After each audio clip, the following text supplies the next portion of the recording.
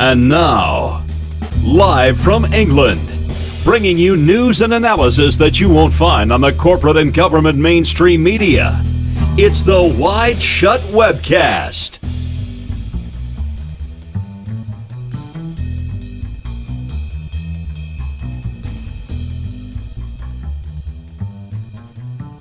Yes, we didn't start the fire, but we're trying to fight it.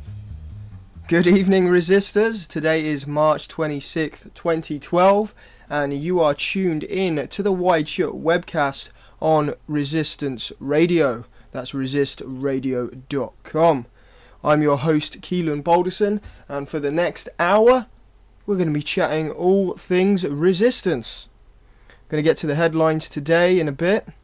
Of course, you can check all of my articles and films on wideshut.co.uk. Be sure to bookmark that and check it after the show if you're a new listener.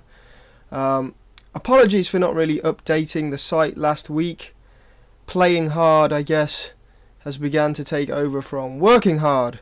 So I've got to find a balance on that, and I'll be back this week covering the news, hopefully each day. So keep your eyes on the website. Just scanning the news today, and what caught my eye was this following article from the Scottish Herald about Lockerbie. We've covered it a lot here on the show, and just more and more evidence coming out that the guy was clearly innocent. Lockerbie exclusive. We publish the report that could have cleared Megrahi in the Herald, Scotland. And this is a 800-page report from the Scottish Criminal Cases Review Commission, which until now has never really seen the light of day. If you remember the show I did a few weeks back, which I think pretty much laid out the evidence that Megrahi was innocent, the SCCRC in 2007 ruled that the evidence used against Megrahi was unreliable. And off the back of that, it was expected that he would appeal and be released. However, it's now pretty much apparent that some kind of secret deal was struck, and he was released on the quote compassionate grounds, which allowed the establishment to continue to use the lie of Lockerbie but gave him his freedom. And it was basically done to obviously save face because they locked up an innocent guy, and self-evidently has also been used to ramp up support for the recent attack on Libya.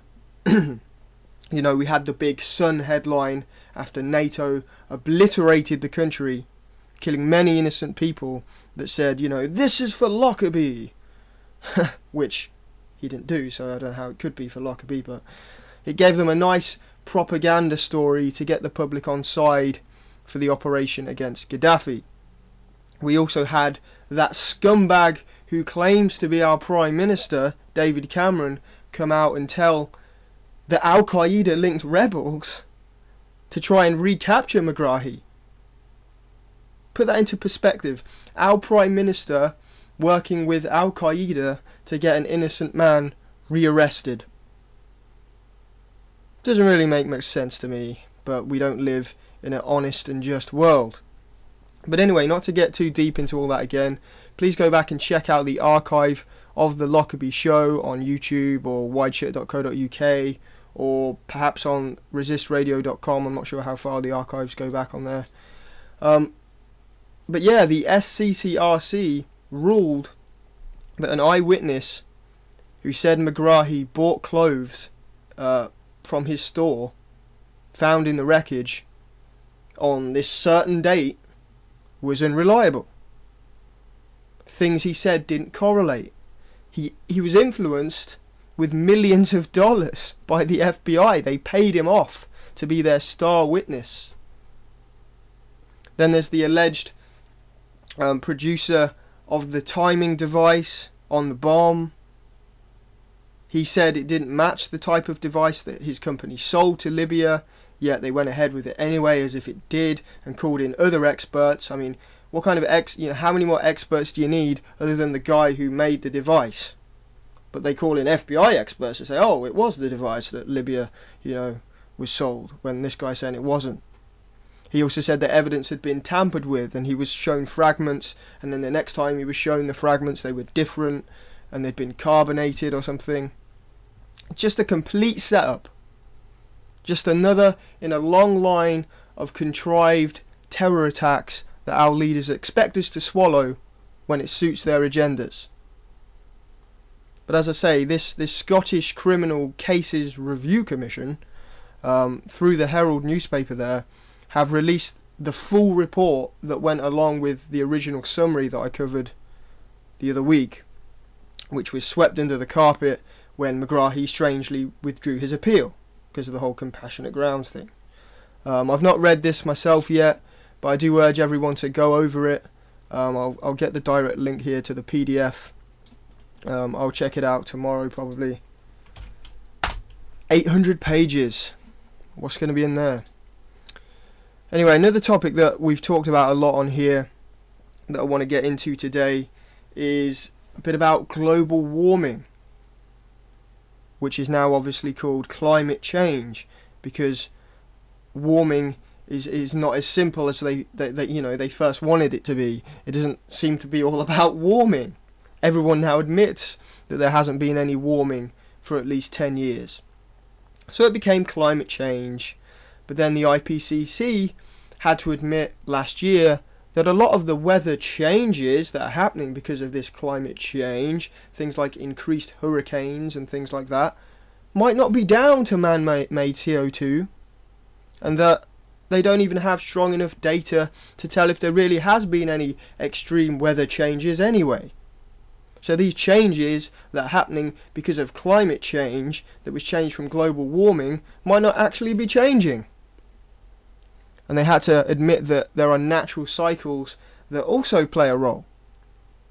Well, despite all this ambiguous stuff, and all the provably fraudulent science, and all the climate gates, and all the exaggerations, billionaire Bill Gates is back pushing the same agenda regardless.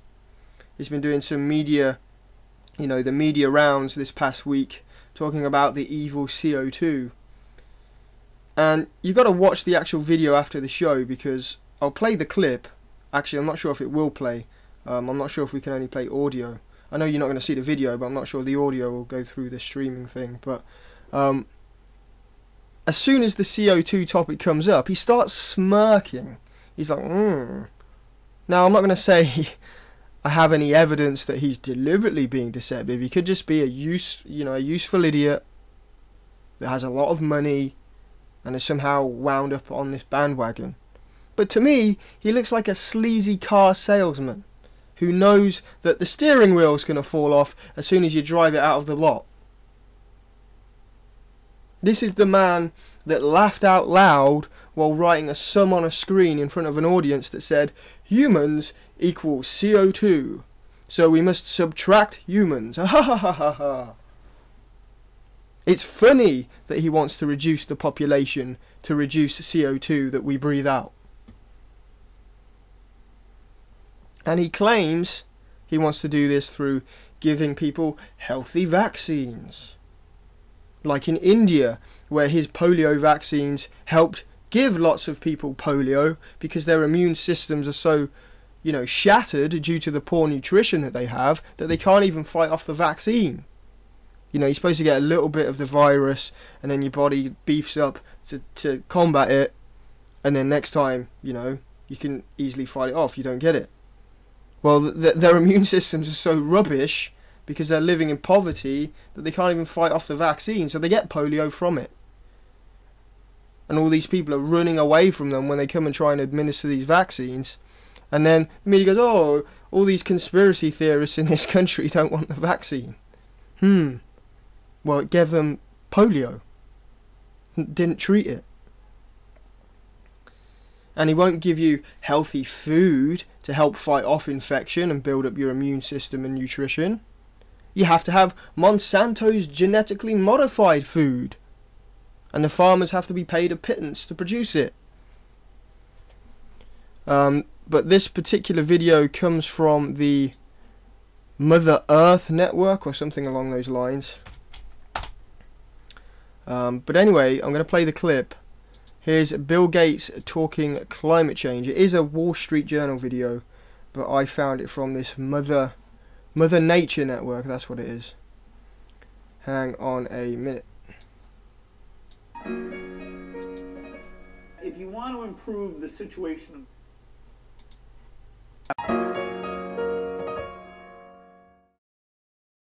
The Gates Foundation is focused on health, it's focused on development, it's focused on education in the United States. It's not focused on energy. So why are we here? Well, I spend a fair bit of my time on energy for a couple reasons. One is that if you want to improve the situation of the poorest 2 billion on the planet, having the price of energy go down substantially would be about the best thing you could do for them. The fertilizer is basically energy.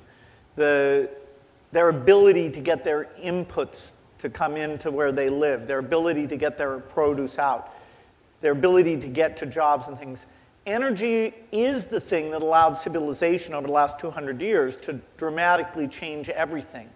And so if you want to reach the rest of civilization and give them lighting services, refrigeration services, you've got to bring the cost of energy down a lot. So it's fundamental. That, along with the carbon constraint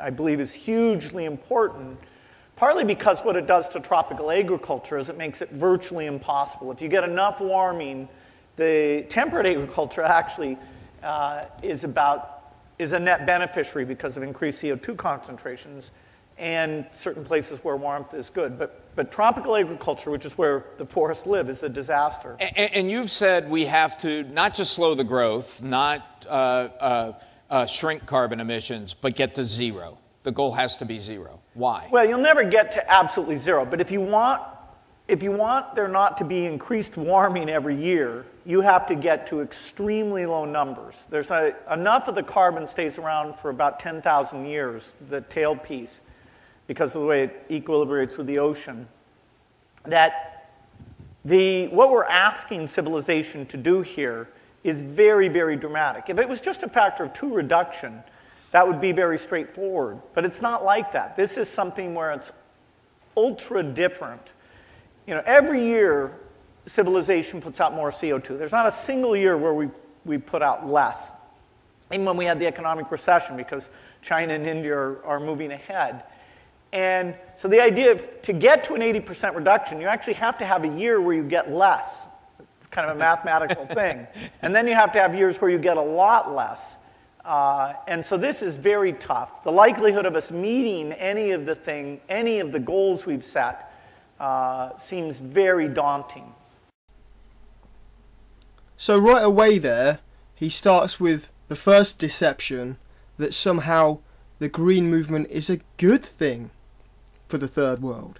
It will help them get cheaper energy. Well, not really, because all the big energy companies are behind the green movement.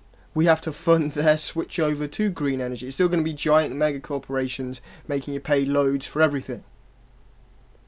And it's fundamentally a lie. The green movement has done nothing but harm the third world so far. It stifles them from developing. Creating green energy is not cheap. It's not easily implemented on a mass scale. What, we're going to have millions of wind turbines all over Africa, are we, in the middle of the desert everywhere?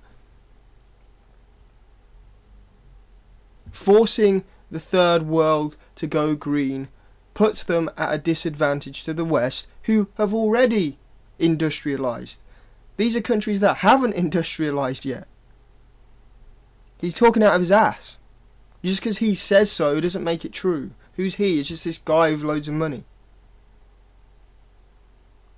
To start with, there was the biofuel scam that took corn and land that could be used for food and turns it into ethanol, but they use oil in the machinery that produces it. So they're using dirty energy to make supposed clean energy that takes away food outputs and causes spikes in world food prices. Yeah, that's helping the third world. America must stop promoting the production of biofuels if there is to be any real progress in addressing spiking global food prices and famine, such as seen in the Horn of Africa, an authoritative think tank has warned. A new report, the Global Hunger Index, warned that US government support for corn ethanol was a major factor behind this year's food price spikes and was projected to fuel further volatility in food prices over the next decade. And that's an article out of The Guardian. Then there's the aid scam itself. Instead of giving regular aid to Africa, for example, for the people that are starving right now, that need food and help right now and clean water, instead all the money that we would be giving to that gradually is getting funneled off into the green funds. So you get this strange dichotomy where in order to save people from global warming in the future, we have to starve them right now. But I guess that's part of Bill Gates' population reduction agenda. Now, as I've said in previous episodes, I don't really agree with the Third World Aid Program, purely for the fact that they wouldn't need aid if we left them alone and stopped stealing their resources and propping up their dictators and influencing their politics. We still have young children mining things for things that we use in this country, and we don't pay them very well. You can't, help them and give them aid until you stop things like that to begin with. But I'd sooner support aid for things like food and water rather than aid for wind farms and biofuel and solar panels on top of hospitals that only allow the hospital to remain open for an hour a day. Of course, the other problem with the billions and billions that's being pledged to things like the UN's Green Fund is we're bankrupt anyway. We can't afford it. Our tax money is being used to stifle third world development through the green agenda, and in the process our industrialized society over here goes backwards and we start to join them. It ruins the middle class. It squeezes the smaller companies. It's still a Ponzi scheme. Of course, the 1% always benefit from everything because they're the 1%. The control freaks like Gates, who puppeteer all this, are the ones sitting up there on all the wealth. South African activist slams UN's Green Climate Fund. Government-to-government aid is a reward for being better than anyone else at causing poverty. It enriches the people who cause poverty. This is an article out of Climate Depot, kind of the other side of the coin when it comes to the climate change debate. They pretty much document everything, all the frauds, all the exaggerations, all of the hypocrisy. And this is an article they did. The UN Climate Fund will wreak havoc on the developing world's poor. The money goes to government, and governments spend it on, of course, themselves, meaning various government projects creating bigger departments, bigger bureaucracies. It's called big bureaucratic capture. They build empires, they build conference centres, and they buy political support.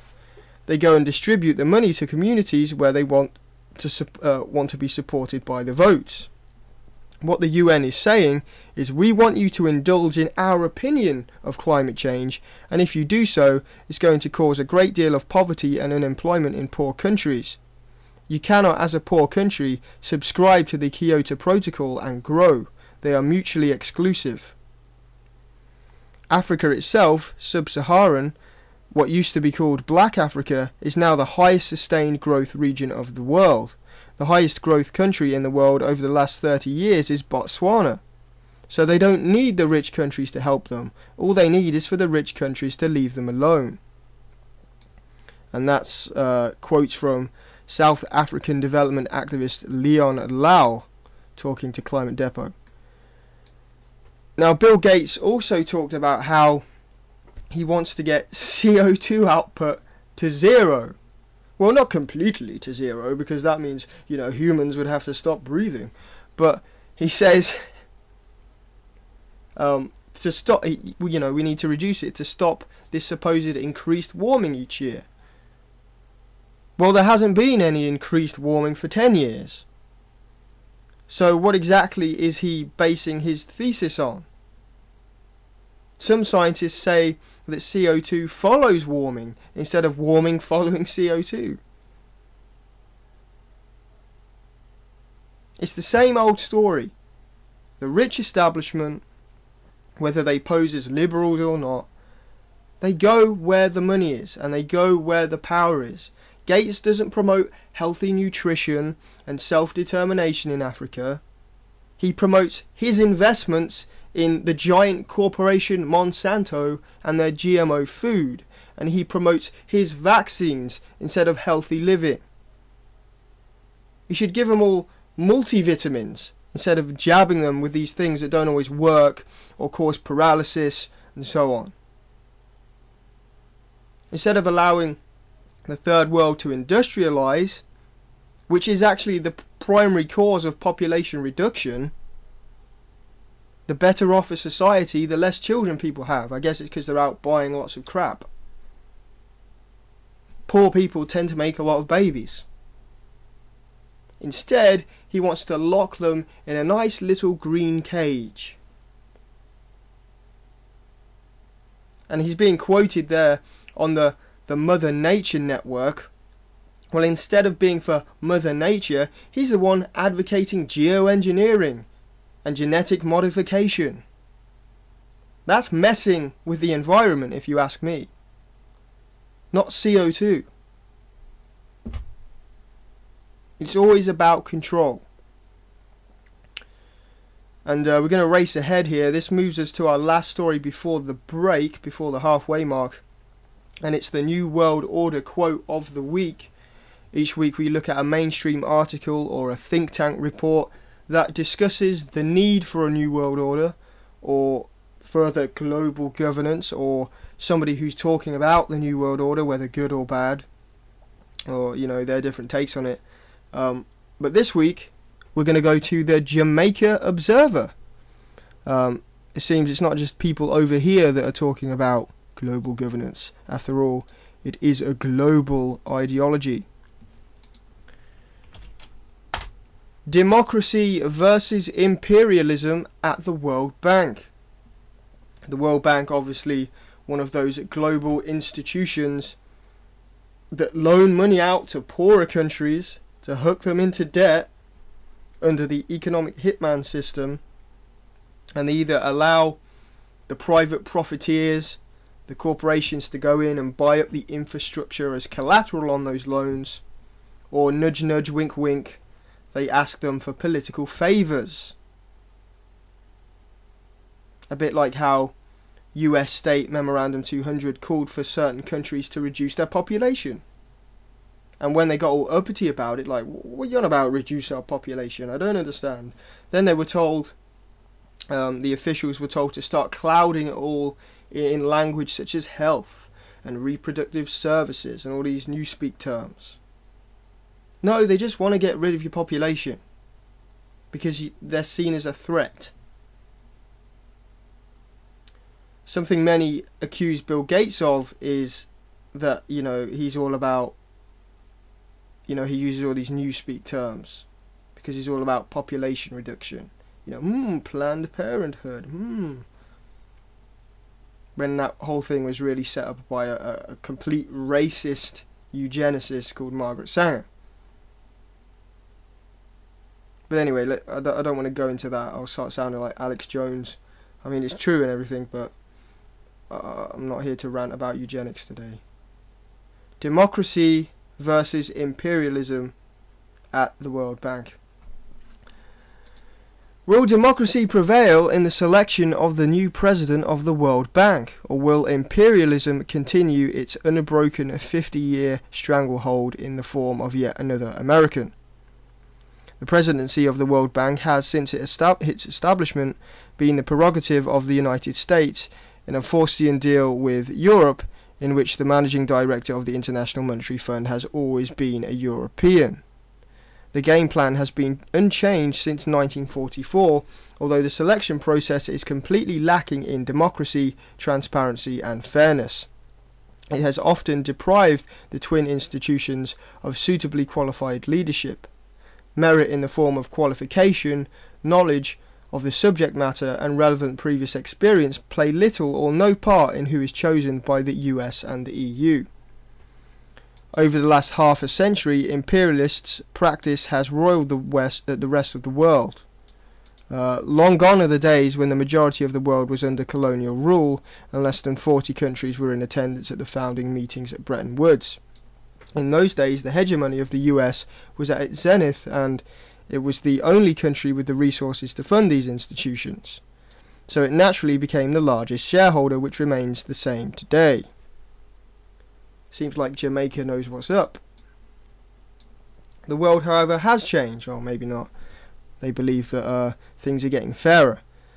There are now almost 200 nation states, and while the US is the sole superpower, there is now greater balance. Well, not necessarily, you're just being influenced by them greater. They've just got more control. They're giving you the illusion that you've got some power. Really, you're just part of the global governance system now. But anyway, concomitant with a new world order have been persistent and increasingly large demands for a merit-based selection process. The G20 agreed that the selection process for the head of the IMF and the World Bank would be transparent and based on merit. No sooner was the ink dry on this solemn commitment that the French disregarded the mandate, aided and abetted by the US, EU, Japan and China. The US is faced with the choice between being patriotically American, or neocon, or living up to the principles of good global citizenship which it so ardently espouses, under its left cover. The dilemma for the Obama administration is having an American head that World Bank panders to the hubris which is so virulent in Congress, which has to authorize US contributions to the international institutions. The appointment of a non-American is certainly a risk given the Republican views. In an election year, it could be portrayed as a sign of President Obama's so-called failure to maintain American hegemony. One likely strategy is to adopt the French tactic, which, you get the idea, you don't need me to read anymore. Basically, they're talking about whether it will be another US-led head for the World Bank. And whether it is or it isn't, we still know who wields the power and which way it's going to go. It says here, the US has nominated Jim Yong Kim, a Korean American and president of Dartmouth College, to become the next president of the World Bank.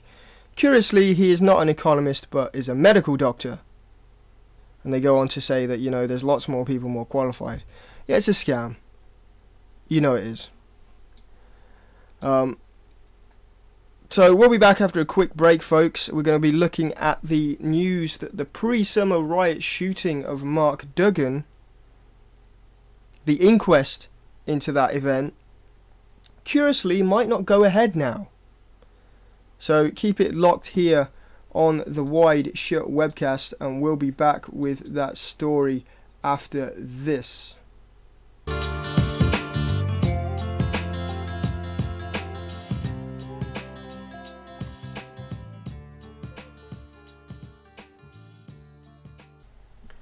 Welcome back, folks, to the WideShut webcast. We're going to jump over to a case that I've been keeping a close eye on since last summer's UK riots, and that's the shooting of Mark Duggan, which was really the initial spark for the riots.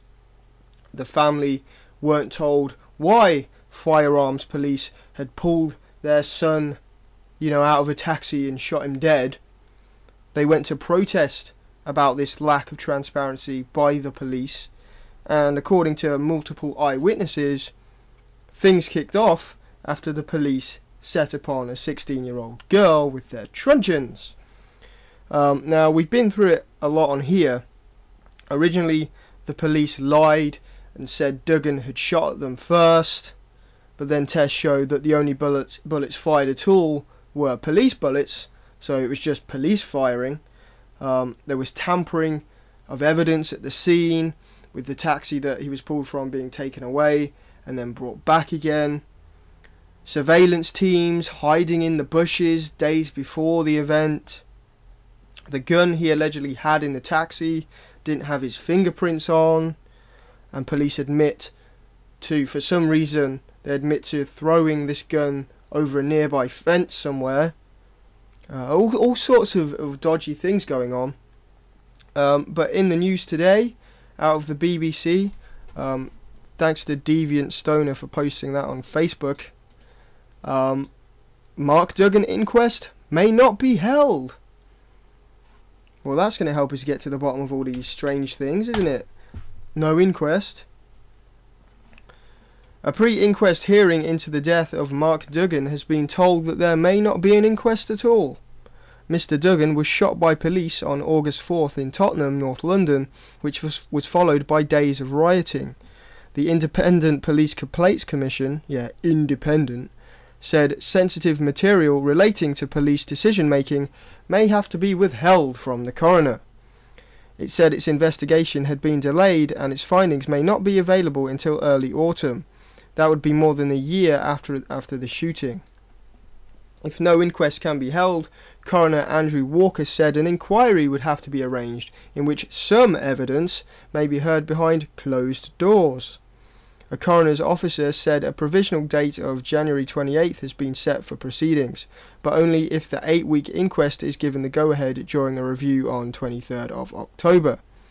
Mr. Duggan, a father of 4, was a passenger in a minicab which was stopped in Tottenham by police as part of a planned operation. He died of a single gunshot wound to the chest, even though there was lots of bullets flying around.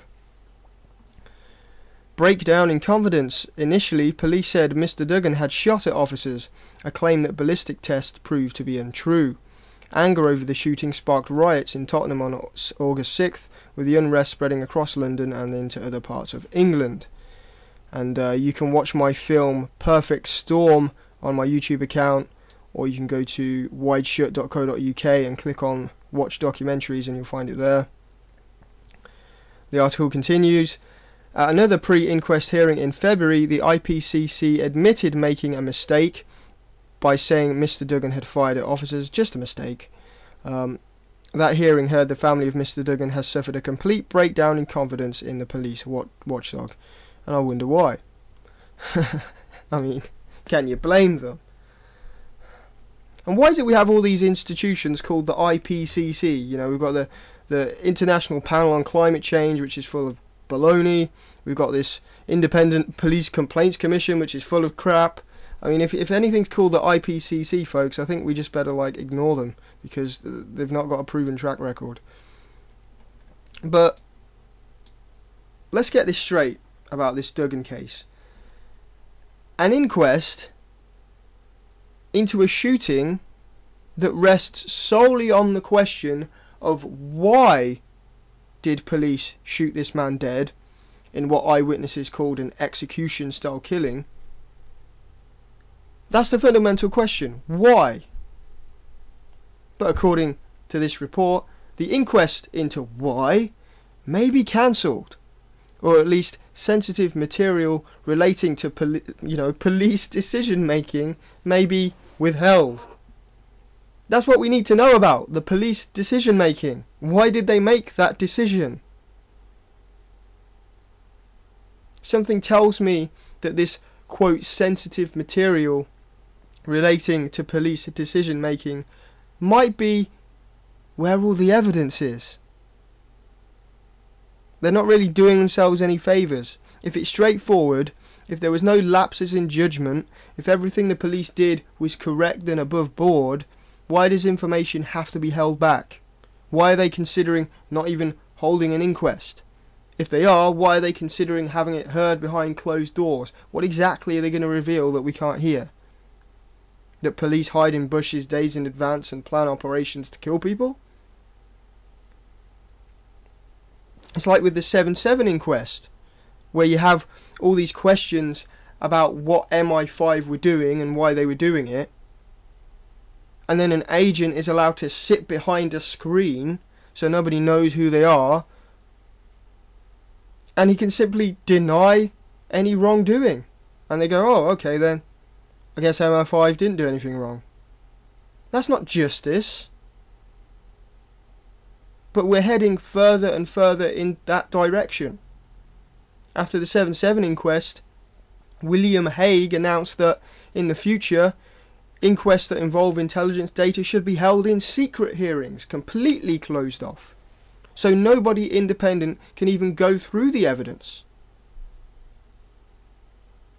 You know, when they're trying to sell their CCTV on every corner, or their giant spy databases to see who you contact by phone, what websites you go on, who you email, they tell us, oh, if you've got nothing to hide, then what you worried about? Well, if the police have got nothing to hide in this Mark Duggan case, then why the secrecy? They're not doing themselves any favours. They're making themselves look bad. The family deserves an answer. They didn't get it to start with. That's what caused the rioting. Why is the guy dead? It could have been completely above board. Prove it. You don't prove it by having things behind closed doors. Other headlines today that we can get to before we go. UK in talks to sell part of RBS stake to Abu Dhabi. That new bubble that will probably eventually burst out in the desert. The UK government is in talks to sell a significant stake in the Royal Bank of Scotland RBS to Abu Dhabi, the BBC has learned. The government, which controls 82% of RBS, has for months been negotiating with Abu Dhabi sovereign wealth funds. I like how they say controls. The government controls 82% of RBS. They don't control nada. They wrote the check and gave it to the bankers. Remember the bonus fiasco a few months ago? The government said, look, it's not our decision. We're not bankers. We don't know what we're doing. We'll let them decide. It's not up to us. But thankfully, the media did its job, and in the court of public opinion, some of those bonuses were curtailed. But the government were happy to let them do whatever they wanted with our money. It could sell up to 1/3 of its stake to Abu Dhabi, one of the 7 states of the United Arab Emirates. Sorry, their stake. The government's stake. Last time I checked, it's the people that had to pick up this bill. The government doesn't have its own money. They either take it from us in taxes, or they borrow it and use us as collateral. If it's anyone's stake, it's ours. And I wonder if we'll get a nice check through the mail when the sale goes through. I very much doubt it. It'll probably be used to pay back some other bankers and investors somewhere else in this bankrupt country we live in. Well, actually, the bankers themselves, they don't even know who's investing in our national debt. They don't even keep adequate records. They just know some's over there in China somewhere, some's over here somewhere. People we don't know literally control this country's purse strings. Just looking over at the chat, if you can hear me, can you give me a loud and clear, because no one seems to have typed anything for a while. You're freaking me out. But anyway, this is likely to be a loss-making sale, as RBS shares trade at much less than the UK government paid in 2008. So they're going to make a loss. In 2008-2009, the government invested 45.5 billion of taxpayers' money into RBS to prevent the bank from collapsing. RBS was close to running out of money after its near ruinous takeover of ABN AMRO. It's so ridiculous. The bank was gonna fail. It was worth nothing. It was collapsing. The only reason the share price was maintained at that time was because they used our money to pay off their debt. Their privately created debt in the corporate world. Nothing to do with the government. Nothing to do with us. Imagine if your neighbour's burger stand racked up £3,000 on the credit card or whatever, and your neighbour came to your house with a gun and forced you to pay off their debt, and they would give you this piece of paper that said, you've got a percentage, don't worry. Then when things get up running again, they force you to sell your stake that they supposedly gave you to one of their buddies for a fraction of the price. We've been robbed blind. The deal could see at least 10% and up to 1/3 of the government's stake sold. At current prices, it would mean that taxpayers could potentially suffer losses of 1 billion for every 1 billion paid by the government. We could lose 1 billion for every 1 billion they paid. And it was all our money. But really, what's a couple of billion when the real national debt itself, including unfunded pensions, is 4.8 trillion. I mean, it doesn't even matter anymore. We're just bankrupt, really. You know, the pensions that they promise everybody, well, they don't have the money to pay for those anymore. And in order to do so, they'll either have to up taxes or borrow more money at our expense. You know, what a brilliant system. Rob everyone's money and then say, in order to get a bit of that money back when you're old, you have to give us more money. Or you can do without. What a brilliant system. But if you think that was crazy, don't worry, because Al Qaeda are plotting a cyanide attack at the Olympic Games. We're living in cloud cuckoo land, folks. Al Qaeda fanatics are planning a deadly cyanide poison attack at the London Olympics, a Sun investigation has found. Oh, the Sun's done some investigating. Must be thorough then, Just like the one they did saying Al Qaeda wanted to attack the anniversary of Coronation Street. I guess they hate us for Al Betty's Hot Pot. How ridiculous. Extremists on a website with links to the terror group have posted detailed instructions on how to cause carnage at this summer's games. The chilling online plot was uncovered as 2 convicted Al Qaeda terrorists were released early from jail and put back on the streets ahead of the Olympics. But they forget to mention that these supposed recently released terrorists have in no way been linked to this plot. But we'll just throw their names out there anyway, just to scare you. And look, folks, how do we even know who's really posting on this message board? It's a message board. I could sign up on the message board and say that, you know, I'm a giant bunny. It doesn't mean that when you look out your window tomorrow, I'm going to be running past as a giant bunny. Does this message board even exist?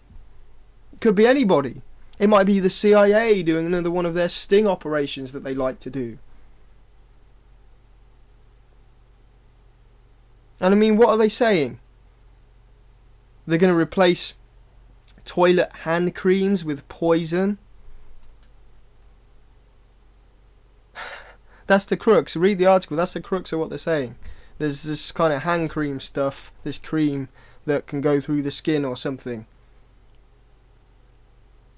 Or do they have access to the hand creams? What? It's just ridiculous. It's just another BS story to add to the hype, to sell newspapers, to try and justify this astronomical amount of spending on security. And of course, let's not forget the invasion of privacy as well that goes along with it. Just because there's a sporting event.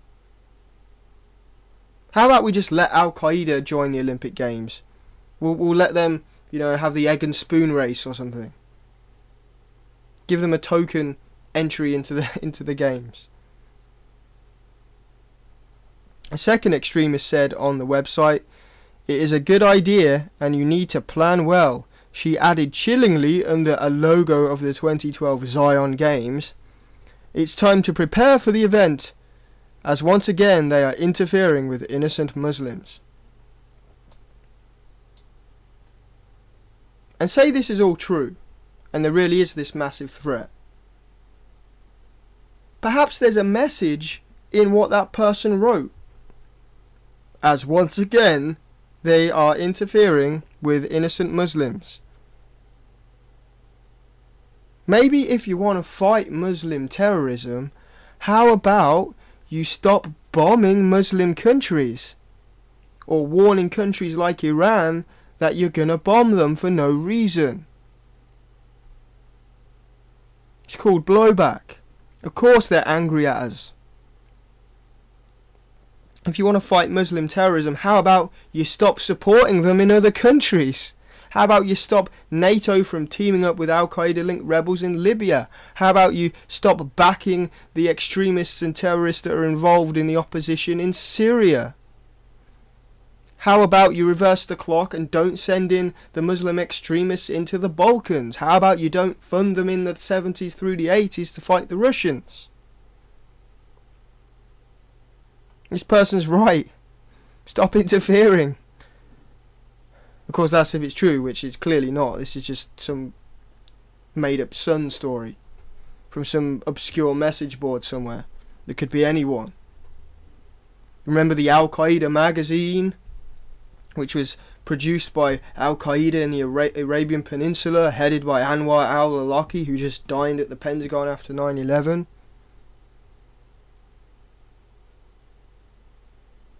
Which Muslim experts came out and said nobody's even reading.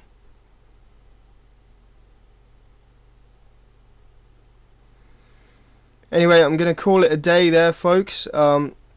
Please come back at 9:30 for the reality check show with Blue Bus.